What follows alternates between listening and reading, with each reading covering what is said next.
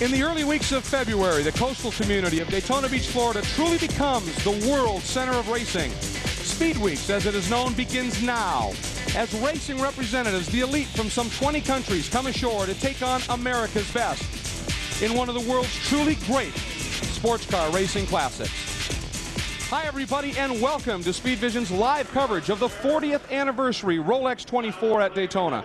I'm Greg Kramer, joined in the booth by David Hobbs and Derek Bell. Down in the pits, Calvin Fish and Guy Hobbs will be covering all the action. And David, this is a race so rich in tradition, so rich in history, and you've been a part of that history.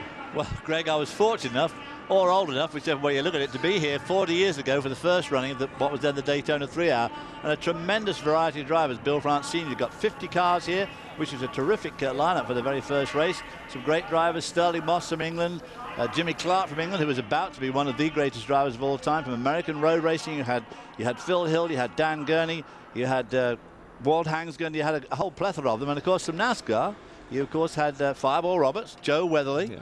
So you had NASCAR drivers here right from the beginning. Now I just happen to have a copy of the results here, and unfortunately I see that David Hobbs finished 45th out of the 50, but dead last was one A.J. Foyt, who only managed 2 laps out of the 3-hour. One finds one's successes where they can. Yes, exactly. One does. Speaking of success here, of course, Derek, you've had 3 overall wins here. And another thing this event is known for is bringing former champions back once they've had a taste of it.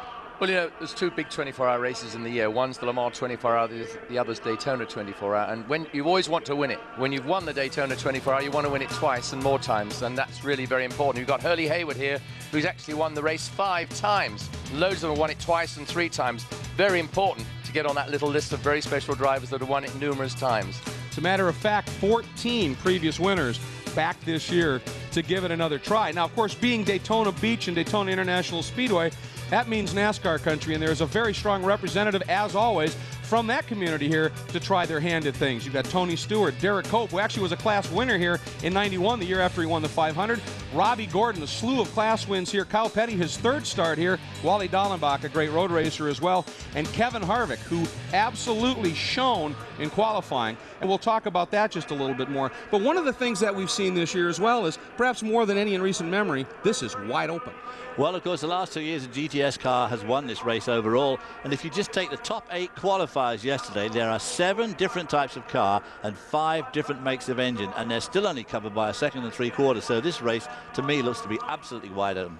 However, of course, as always, the first gauntlet to be thrown is qualifying. We're going to show you right now the pole sitters, the top qualifiers in the 5 classes here. And not always the most important thing to be fast in a 24-hour race, but this at least gives people an idea of who they're going to be chasing. Another thing, tremendous driver lineups, and so many of these cars, and one of those lineups is down on the grid right now, and of course Calvin Fish has found them. Welcome, Cal.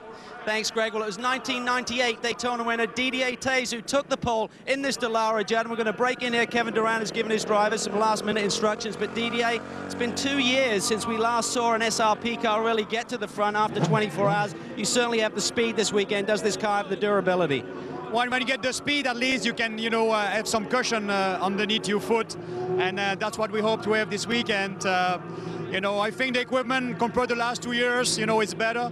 Better cars, better equipment, better prepare. I think the sports car will be on the front this year.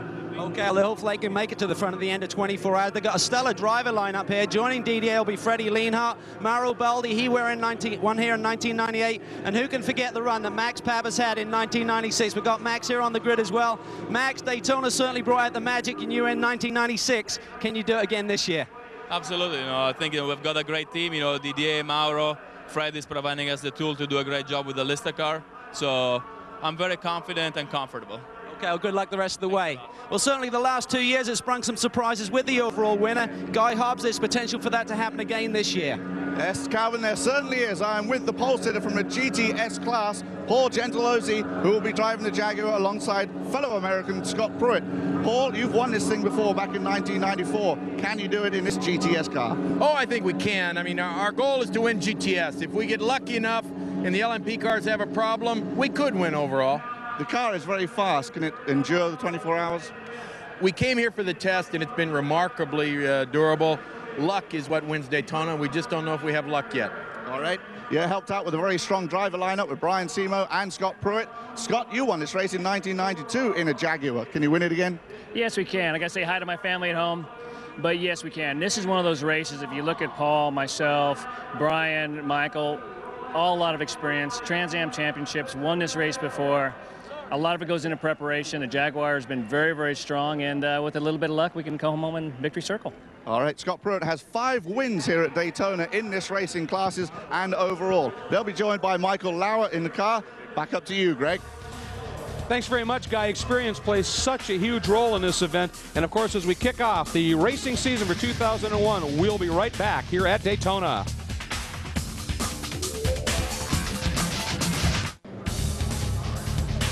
Welcome back to Daytona, the 40th anniversary of the Rolex 24 at Daytona. As you can see, the field underway on the first of a couple of parade and pace lap. We want to get you right to the Porsche track map. Derek, you drove this in the HSR, the historic enduro, yesterday. Yes, I certainly did. 3.56 miles of very fast circuit. Obviously, the 2 bankings on the east and west end. Braking very possible at turn 1, turn 3, braking just after the kink, braking into the chicane. Severe G-forces as they go around the eastern curve. A lot of forces through the driver, through the car. It's quite hard on the drivers. Just under 200 miles an hour top speed, average of 125 pole position. A very difficult track, but very demanding, and one that we all love to win. All love to win indeed. And speaking of which, let's take a look at our starting lineup. We introduced you to the pole qualifiers in the 5 classes. Calvin alluded to the big surprise that number 49, Judd Ascari of the young South African Werner Lupberger, only a 10th off of Didier Tays in qualifying. If you take a look at some of the others, though, we mentioned in GTS the Jag, but let's not forget the 00 Porsche GT1. 2 Canadians, David Everingham and Richard Spinard, incredibly quick. They've been showing some good form. In the SRP2 division, Anthony Lazzaro took the Rand Racing Nissan Lola to the pole, some 9 spots clear of the next SRP2 car, the Archangel number 22. Now that's going to close up in AGT. The number 29 Mustang, built and qualified by Irv Hare, set a new track record, but only 2 spots behind Kevin Harvick and that number 90 Fleece Corvette. So a good story there. In GT, it separated out a little bit. The very talented Portuguese driver, João Barbosa, took the number 24 Mosler MT900 to the pole, 9 spots clear of the next GT car, the first of the Porsches, in the hands of World Challenge Touring standout Hugh Plum, doing a great job. And right behind him, though, the fastest of the V8 BMW M3s. And, of course, the field, very large, some 72 cars. And you look back through the pack, you always think in the GT division, certainly Porsche reliability. We've got some more of the grid to show you, but I wanted to make one point here very quickly. So much of this race occurs at night, unlike Le Mans. That has its own, really, trials and tribulations. Well, it certainly makes life very much more difficult for the very fast drivers. It makes it difficult for the slower guys because they've got to keep watching the mirror all the time. And as you said, there's so many hours of darkness here. And as Derek already said, there's a lot of corners compressed into just 3.5 miles, unlike Le Mans, which is 8 miles. You got 73 cars here as opposed to 50 at Le Mans. It makes a big difference in the traffic. It's so difficult to look in your mirror and pick out the distance the car is behind. We've got less lights this year. Obviously on the circuit, we're going to be able to see, the drivers are going to have to see where they're going rather than have artificial light. Very important.